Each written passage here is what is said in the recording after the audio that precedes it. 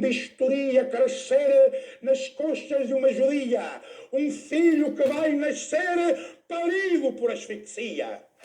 Não venham dizer que é fonética a poesia. Serei tudo o que disserem, por inveja ou negação.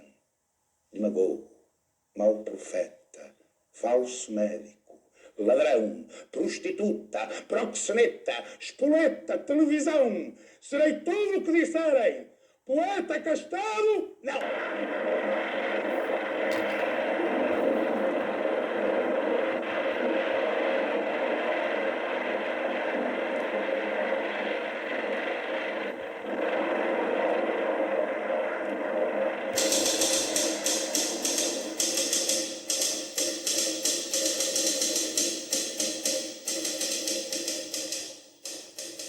Cabotino, espetaculoso, truculento, corajoso como poucos, cabeça levantada, punho cerrado e erguido, olhar de fogo, a chispa indomável de uma labareda interior que o consumia.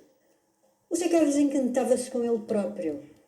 Portanto, ele era um bocado narcisista, portanto, ele gostava de si próprio, ele encantava-se com ele próprio.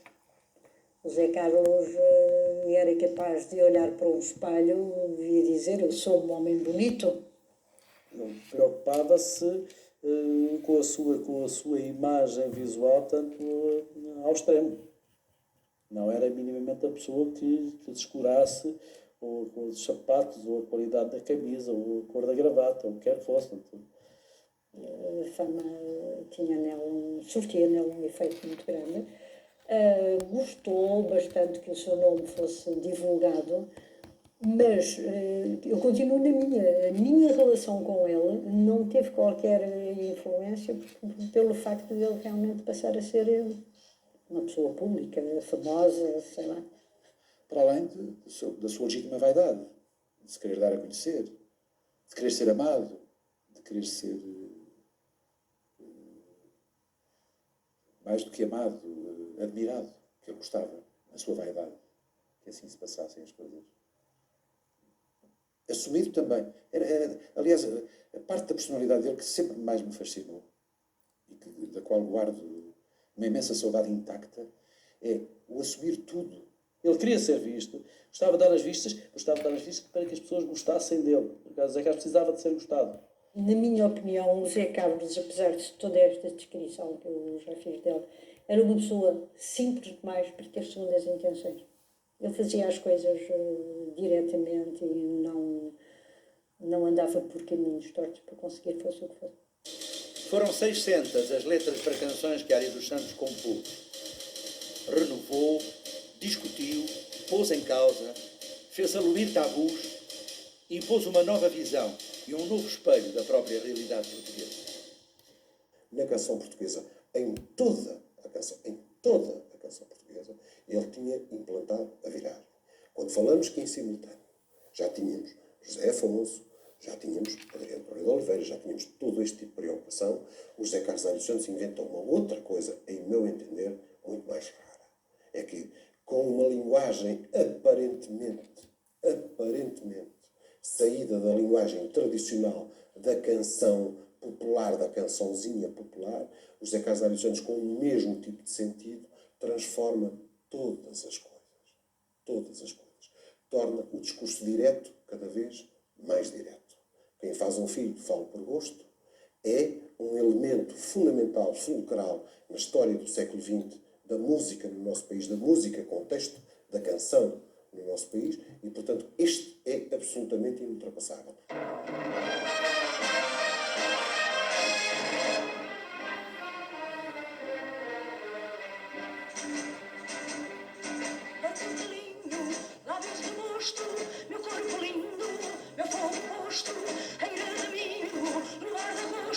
Quem faz um filho, fala por o rosto, é meu rei, milho vermelho, grão de carne, é babo de amor, filho do rei, descendo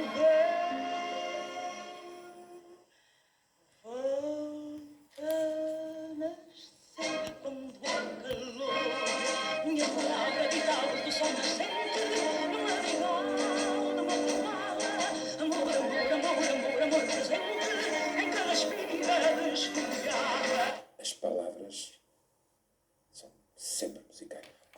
coerência musical em tudo o que ele escreve, incluindo a poesia que ele fez, que nada tinha a ver com canção.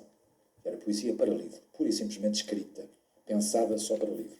A gente lê e, se quiser, é pedir à pessoa que melhor do que ninguém sabe fazer isso, que é o Fernando Tordo, que é a pessoa que melhor sabe musicar Ari dos Santos, chegar ao pé dele e dizer: Fernando, importas de musicar este poema do Zé Carlos? E aquilo é o que é? É a água do rio a correr para o mar, mas limpinha, transparente, tudo a bater certo, a encaixar-se nos nichos, nas bermas. Tudo certinho.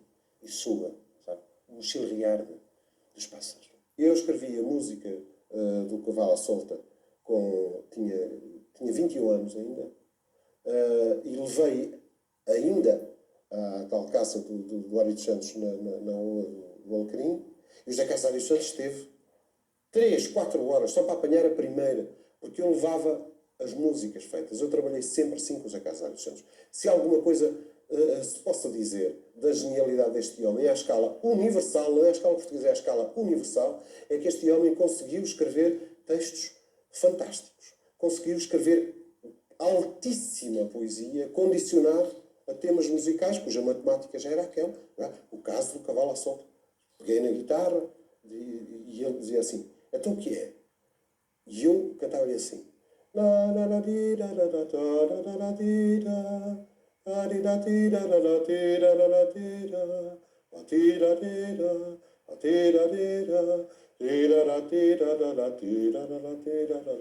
estamos a falar de 1970. Esta linguagem não era uma linguagem conhecida, não era uma linguagem utilizada, nem utilizável para a maior parte dos nossos compositores, porque tinha em simultâneo era quase naive no sentido do processo em que era transmitida e em que teria depois que ser completada com texto, mas era também, por outro lado, uma linguagem muito avançada, passa a expressão, muito avançada musicalmente em relação àquilo que tínhamos. E o José Carlos Ari dos Santos dizia assim: como é que é isso?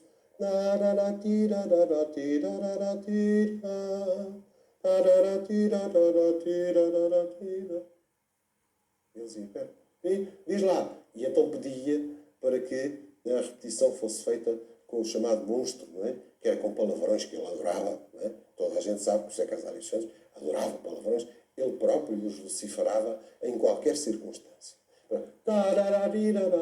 Isto demorou 3, 4, 5 horas. E às tantas, José Carlos Ari dos Santos aprendeu: minha laranja amarga e doce, meu poema, feito de gomos de saudade, minha pena, pesada e leve, secreta e pura, minha passagem para o breve, breve instante da loucura.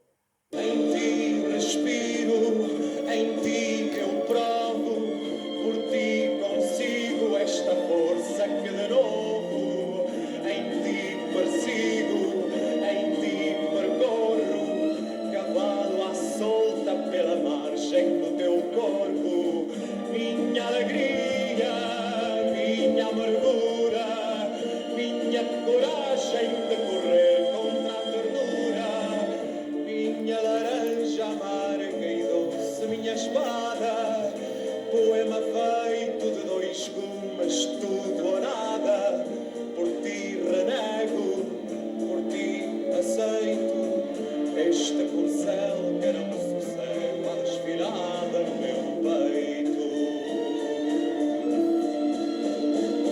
Muitas vezes lhe disse a ele que ele comprava os amigos. Aliás, não eram os amigos, as pessoas que o rodeavam. Os amigos ele não comprava, porque eram amigos mesmo. Mas havia muita gente que o rodeava, e porque ele tinha muita necessidade de ter gente à volta dele. E ele comprava essas pessoas de qualquer maneira. Portanto, das mais diversas formas. Eu agora, quando lhe estou a dizer comprar, se calhar isto é capaz de ser um bocado duro para as pessoas que privaram com ele, mas esta é uma verdade, percebe? De uma maneira ou de outra, e se calhar com um simples jantar ou um simples espetáculo ou coisa que valha, percebe? Ele comprava essas pessoas. E depois havia outra coisa também. Havia algumas pessoas que privavam com ele, que precisavam, por isto ou por aquilo, de ter protagonismo. E o facto de privarem com o Zé Carlos Portanto, isso já lhes dava algum protagonismo. Isso era uma maneira dele pagar algumas das companhias que teve, sabe? Mas ele fazia tudo por ter gente à volta. Era capaz de dar grandes jantares a pessoas que lhe diziam muito pouco só para ter naquela noite gente em casa e para estar com gente. Os Zé Carlos davam uma festa e tanto estavam os Champalimous, como os Chaines, como os intelectuais, a Natália Correia, o David Moral Ferreira, não sei como estava o estivador da Fama, ou como estava a mulher Dias dele,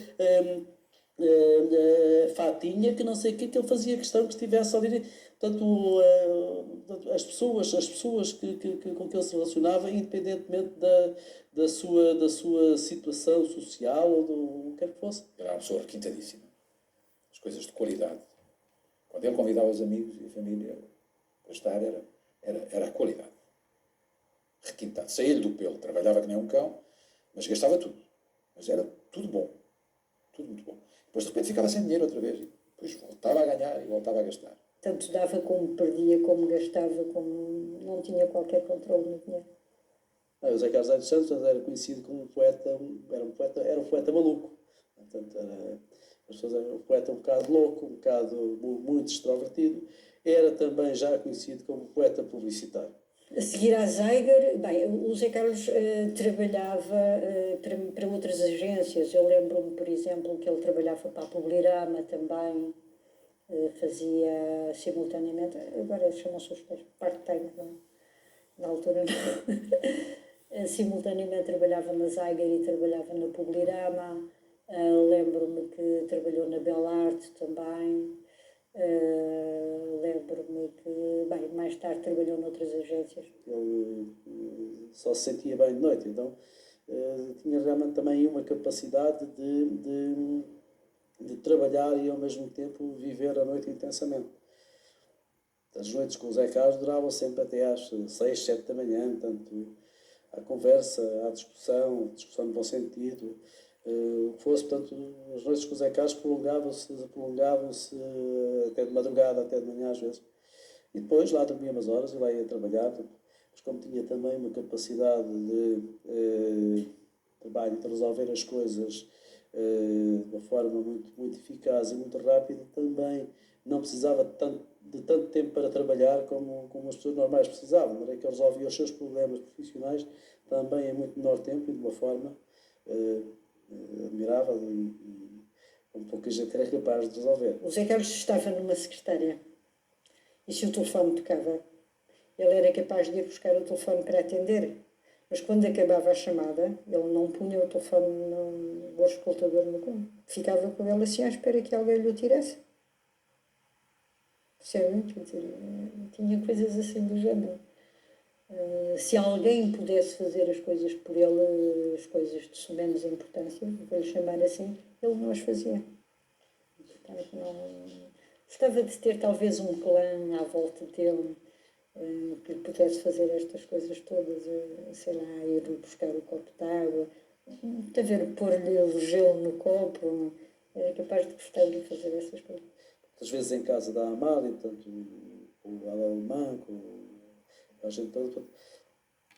E repare, outro caso, portanto, no caso da Amália não havia, no caso da Amália, relacionamento a Amália e Zé Carlos, não havia troca de ideias políticas, as ideias eram muito mais de arte. E a Amália não tinha, portanto, contrariamente àquilo que diziam, nunca me percebi que a Amália tivesse ideias de direita nem de esquerda, mas pelo contrário, ela sempre rejeitava isso, portanto, sempre tentava aliar-se da política e de ideias políticas, portanto, e nem havia conversas dessa natureza, portanto, as conversas eram muito mais sobre temas da vida, sobre cantigas, sobre arte, sobre poesia. Eu estou aqui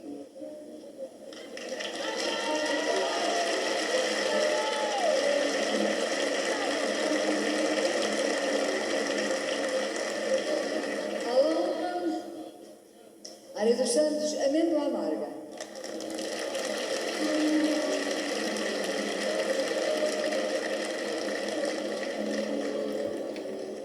Por ti falo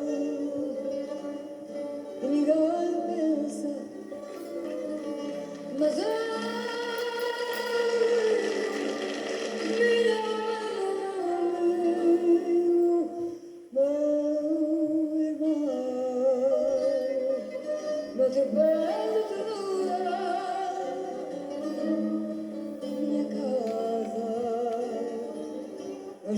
delícia, minha asa. O que é que eu posso dizer sobre o Zé Carlos? Que era que foi um irmão que talvez me tenha educado um bocado a minha sensibilidade, de tal maneira era humano, generoso, apesar da sua rebeldia. Acho que tive uma infância feliz enquanto vivi com ele.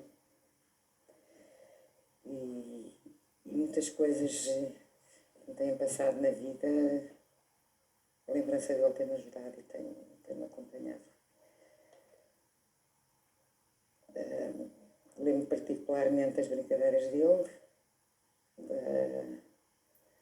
da sua revolta contra os menos favorecidos,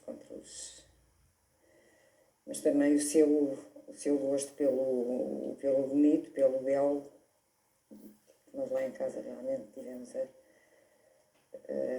alegria e o privilégio de poder contactar, porque toda a vida tivemos acesso a um determinado número de situações e de cultura e de bagagem que ele soube aproveitar extraordinariamente bem. Só quando ele talvez estivesse um bocado deprimido ou tivesse qualquer coisa, enfim, que o magoasse, ele falava na família. De contrário, no seu dia-a-dia, não falava na família. Portanto, eu precisava de ter um motivo qualquer, forte,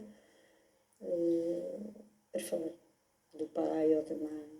Ao contrário, muita gente que sai de casa por ter condições precárias, por não ter educação, por não ter acesso a um determinado número de coisas, eu tinha demais. Eu nasci na altíssima burguesia, uma família que ao tempo da minha saída de casa tinha, por exemplo, 3 empregadas, um motorista e um jardineiro, vivia no maior dos luxos, mas havia coisas também muito negativas.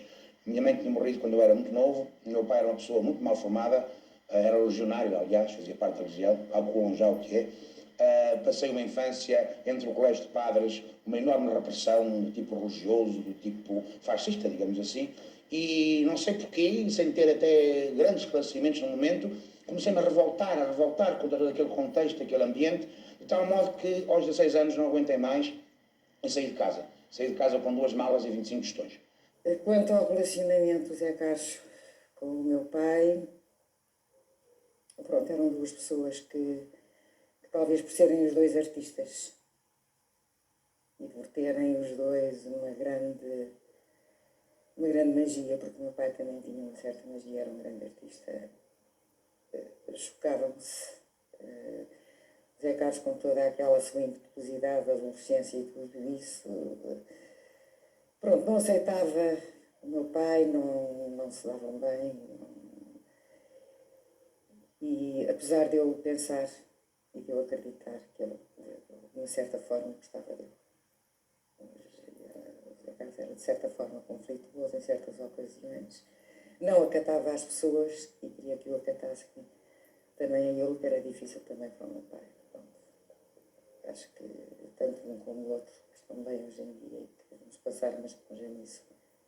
Não falar mais nesses assuntos. A solidão e a amargura, essas, tentava escondê-las, esquecê-las, mergulhando num oceano de palavras, de frases, de locuções, de imagens. Quantas vezes a minha mulher e eu deitámos e só saímos com ela a dormir. Só saímos lá de casa com ela a dormir. E quando diz a minha mulher e eu, posso ser eu só ou a minha mulher só.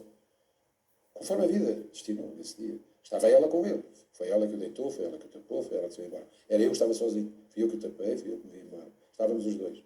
Quantas vezes? Porque a solidão era uma dominante nele. A solidão era uma coisa tremenda. Tremenda nele. É talvez aquilo que eu achava que mais o magoava, mais o marcava, era a solidão. Zé Carlos às vezes tinha momentos de muita depressão,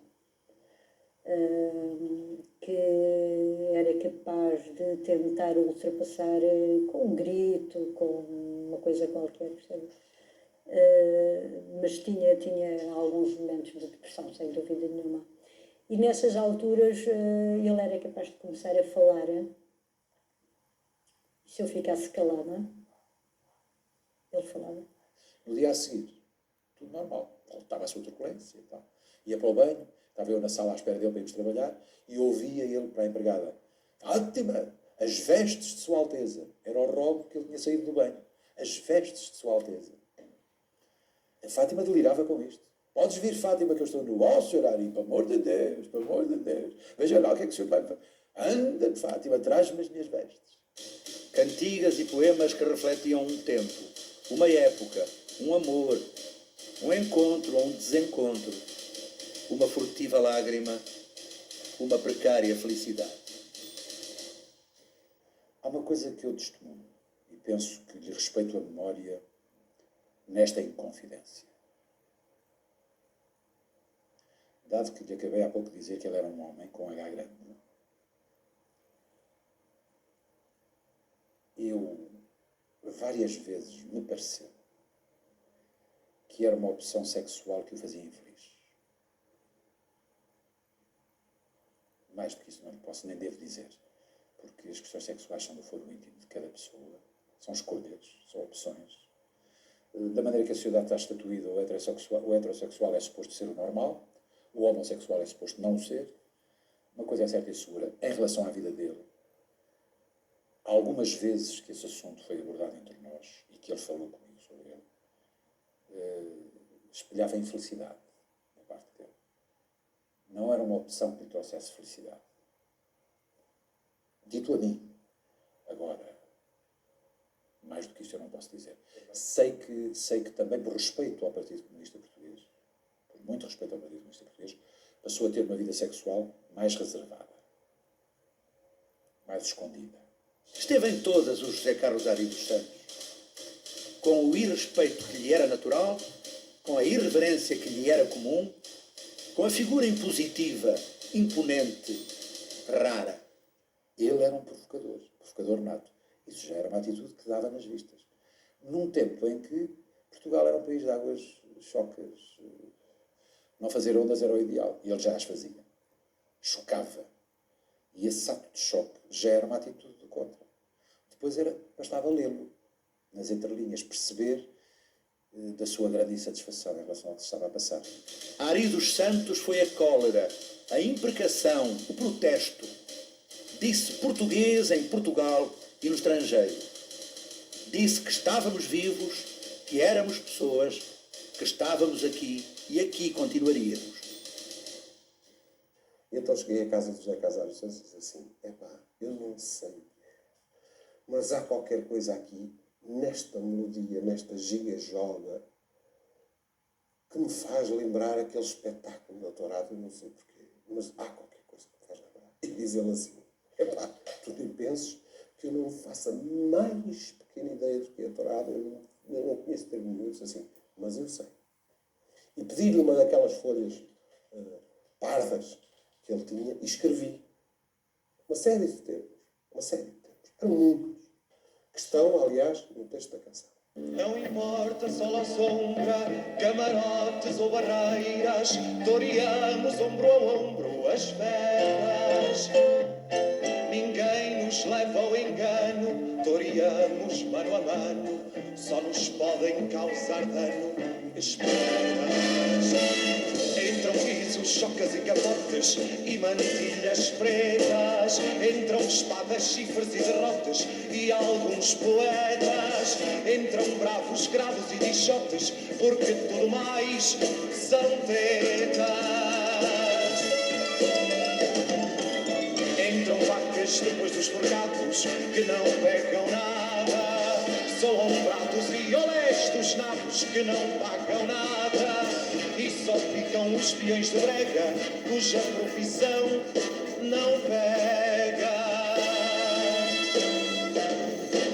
Com bandarilhas de esperança afugentamos a fera, estamos na praça da primavera. Nós vamos pegar o mundo pelos cornos da desgraça e fazermos da tristeza graça. Entram velhas, doidas e turistas, entram excursões, entram benefícios e cronistas, entram aldrabões, entram marialvas e coristas, entram galifões de cristas.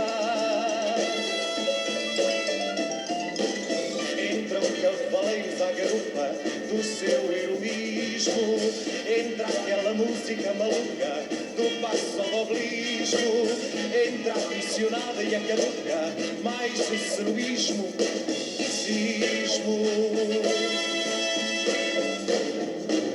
Entram empresários moralistas, entram frustrações, entram antiquários e fadistas e contradições, e entra muito dólar, muita gente que dá lucro aos milhões. E diz o inteligente que acabara as canções. Lá vai a vai a vai a rará, e a vai a rará, e a vai a rará, parará, e a vai a rará, e a vai a rará, parará,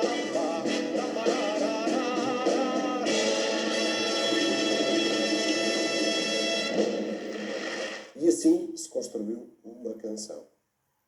Assim se construiu, com certeza, que uma canção que ficará para sempre na história das canções em Portugal. Mas muito mais do que na história das canções em Portugal é que, pela primeira vez, uma canção tão politizada, tão socialmente implicada e implicante, tão socialmente irritada e irritante, de facto, perdura até hoje, estamos a falar já em 2001, de facto tínhamos construído uma estrutura de quê?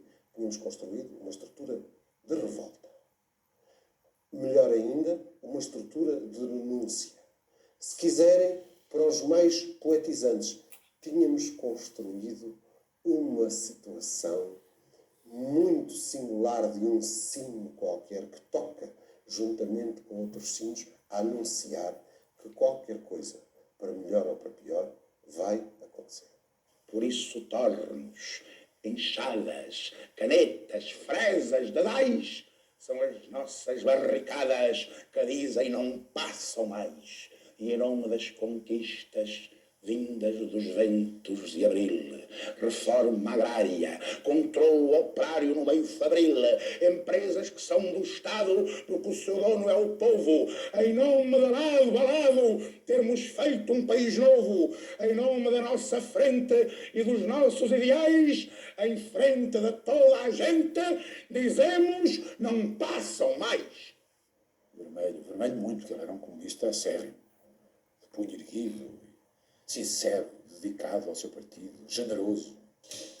Declamou poemas seus e de outros grandes poetas portugueses em celeiros, estábulos, palanques improvisados, estádios, clubes e coletividades populares. Em nome daquele nome que herdamos dos nossos pais, em nome da sua fome, dizemos não passam mais. Entre nós os dois, esse radicalismo verbal, na escrita poética, nunca aconteceu. Porque eu dizia-lhe sempre, Zé Carlos, eu não sou um cantor de intervenção. Eu canto o fado. Procura sempre que seja um cotidiano entendível e amável. O povo tem que ser tratado com amor. Não é preciso fustigá-lo, já bem basta a sua dor. E você pega nos 30 e tal fados que ele me escreveu, todos eles têm uma carga afetiva tremenda. Porque ele tratava por sobrinha, nós éramos as sobrinhas, não é? Os cantores. E ela era a tia. A sobrinha é muito exigente. A sobrinha está sempre a fazer exigências. Isso é porque a tia é muito inteligente e a tia tem um padrão tal que a sobrinha exige. Mas a sobrinha atira para o caixote de lixo coisas que qualquer um gostava de cantar. Pois é, mas é que a tia já me pôs num tal padrão que eu agora tenho esse grau de exigência. A tia não leva a mal, isto vai para o caixote de lixo, isto eu não canto. E foi assim que trabalhámos até aos últimos dias. Abre também a tua voz e vem comigo. Não cantaremos nunca mais o fado antigo. Agora, em cada verso há um homem que não chora.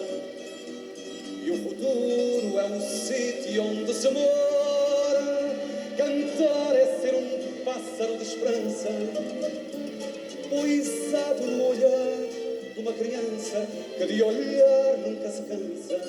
Cantar é ser um pássaro de esperança poisado no olhar de uma criança que de olhar nunca se cansa. só pode ter sido escrito em Portugal todos os anos da escrita em Portugal por um homem chamado José Carlos Tavares dos Santos. Mais ninguém escreveu, porque se tivesse escrito, sabíamos. E para mais, limitado já a uma construção melódica e harmónica que já não sai dali e que ele insistia para que não saísse. Ele não pedia para eu alterar as melodias, os ritmos, os compassos, aqueles tempos todos, tudo aquilo. E, portanto, esta foi a primeira canção no Fado Alegre para o Carlos do Carmo cantar no festival.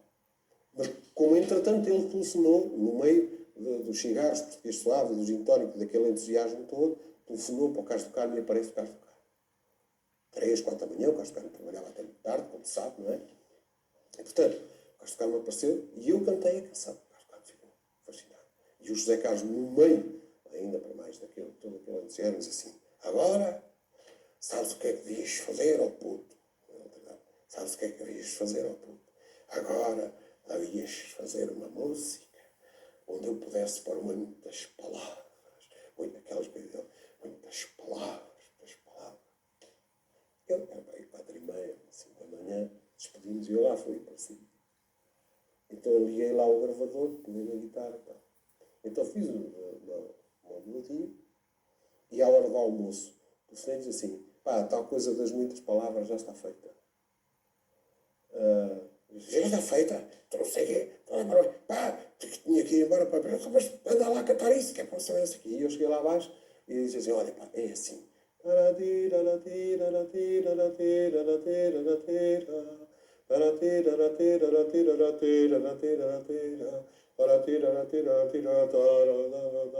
disse assim: peraí, mas que ideia é que tu tens sobre isso? E eu disse: olha, há aqui uma palavra, enquanto eu estive a fazer a melodia, há aqui uma palavra que me soa por causa do impacto na primeira sílaba. Tarde. Há qualquer coisa que é tarde. Tarde. Mas canta lá. E eu dizia: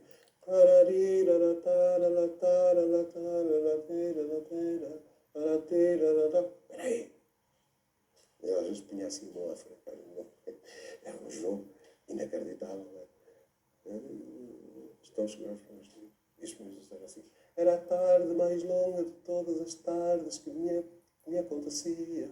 Eu esperava por ti, tu não vinhas, tardavas e eu entardecia.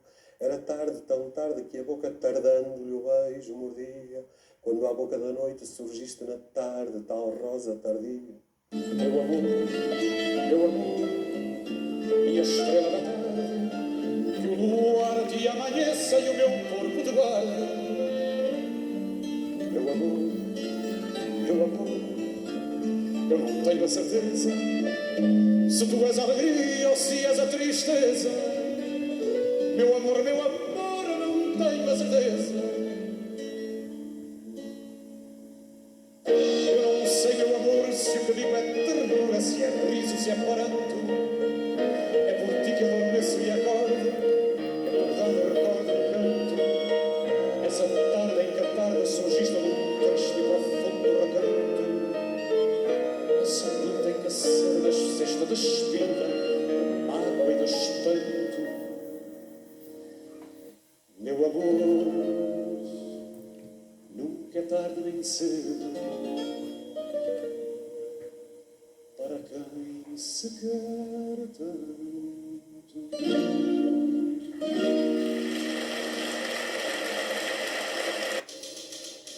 Letrista somente é o que diziam.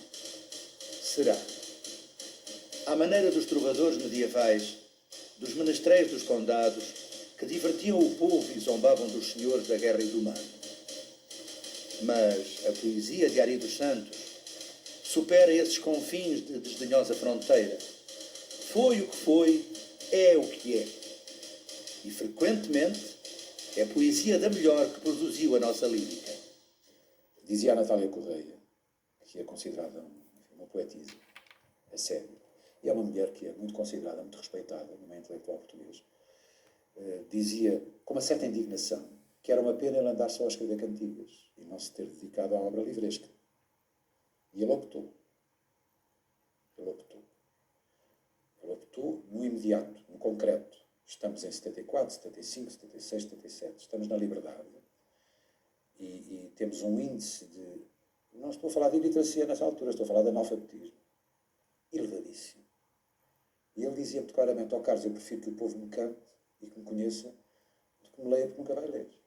Se não lê, o que eu tenho para dizer nunca lá vai chegar. Ele fazia os poemas, eu passava-lhe os poemas à máquina, muitas vezes levava-os, aliás, sempre os levava para casa e passava-lhes em casa. A dada altura eram os livros que vinham para ser revistos e que eu ajudava a rever os livros. Depois era o poema que ele fazia durante a noite e que chegava de manhã ao escritório e ele chamava-me de Mana. E dizia: oh, Mana, vem cá, não sei o que mais, vi isto aqui, como é que está, e não sei nada. Depois havia alguns pormenores da vida dele, pessoais, portanto, que ele fazia o favor de partilhar comigo. Enfim, foi assim. Se calhar por isso é que eu fui conotada de secretária dele, que não me importa nada de ser, de maneira nenhuma, quer dizer, não, se tivesse sido, teria muito prazer e muito gosto nisso. O álcool, a esse, não escondia. Bebia imoderadamente, gregário ou desacompanhado. O Zé Carlos acordava de manhã e a primeira coisa que ele fazia era beber gin. Portanto, ele tinha permanentemente um copo de gin com ele, ou um copo de whisky. Portanto, durante um dia de trabalho, o Zé Carlos tinha sempre em cima da secretária um copo ou de gin ou de whisky. Você foi uma pessoa muito saudável, portanto, ele tinha de facto uma saúde de ferro.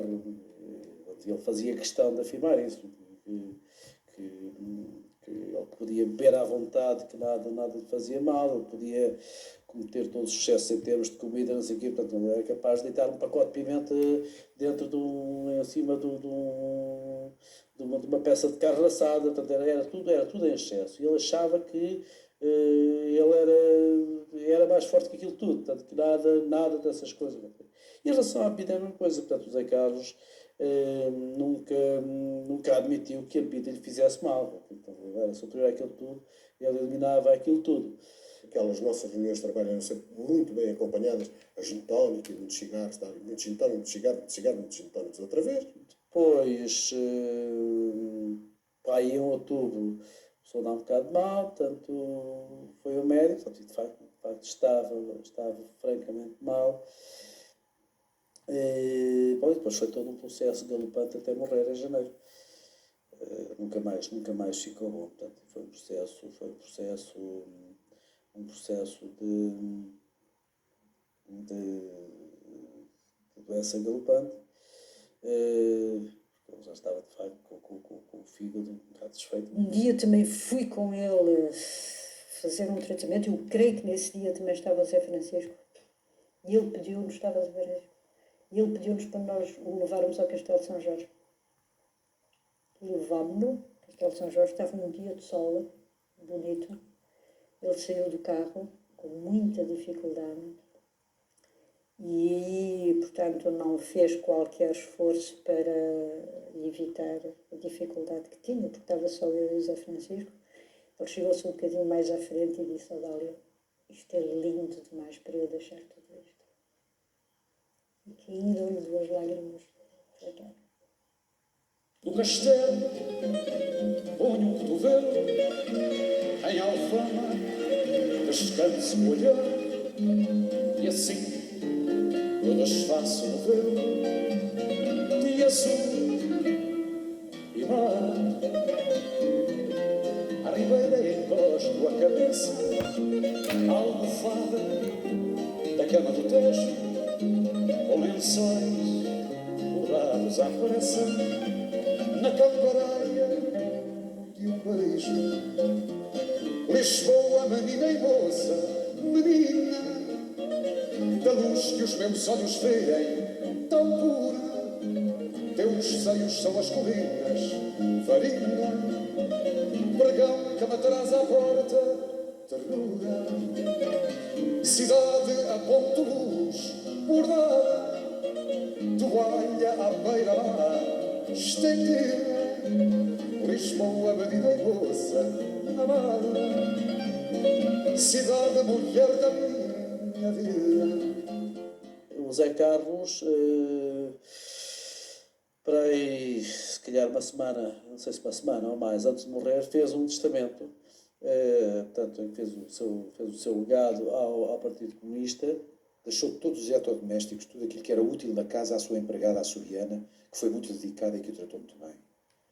Deixou o espólio das cantigas, que não é tão pouco. Quando nós cantamos a Ari, o herdeiro é o Partido Comunista Português. Portanto, deixou ao seu partido. O Zé Carlos via no Partido Comunista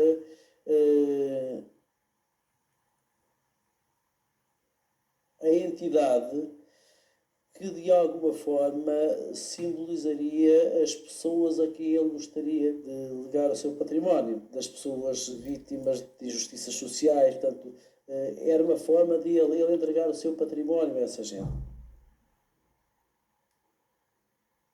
Trabalhávamos nós na Espiral, na Praia da Vitória, na altura, quando foi o funeral do Vasco Morgado. E o cortejo do Vasco Morgado passou em frente ao Monumental. A Espiral era no Saldanha. Nós estávamos à varanda do Saldanha, portanto, estava eu, mais Isabel Cartaz, mais Roda Louro, não sei o que mais. Estávamos à varanda a ver o funeral e eu dizia assim: eu quando morrer tenho um funeral maior do que este, não achas? Era a grande preocupação dele, era dizer, e se havia de levar a bandeira do PCP, e se a bandeira nacional, e para onde é que iria, e isso no meu funeral, portanto, isso no funeral dele, portanto, se haveria muita gente ou não, portanto, era uma preocupação constante. O José Carlos estava à beira da morte, mal, muito mal, e o José Carlos continuava a beber. O José Carlos bebeu até ao fim da sua vida. Lembro-me que 2 dias antes dele ter falecido, eu estive em casa dele, aliás, ia lá quase todos os dias, e o José Carlos estava a beber. Eu disse ao José Carlos: estás a beber? Agora tanto faz. Nós tomamos com o médico, portanto, dizer, o estado em que ele estava, o médico, portanto, tentem interná-lo de imediato, porque ele não pode estar aí de maneira nenhuma, tentem convencê-lo a ir para o hospital. E quando o António Bosch, que era um amigo nosso, a cidade já morreu também, chegou ao pé dele e disse: Zé Carlos, portanto, vamos levar para o hospital, não sei o quê, que é para fazeres um tratamento, para ir para casa depois. O Zé Carlos só disse: ai não, isso não. E caiu para o lado.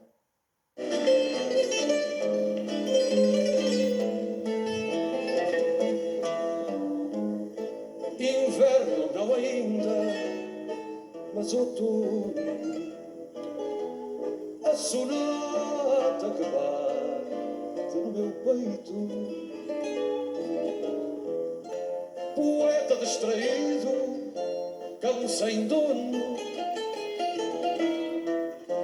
até na própria cama em que me deito.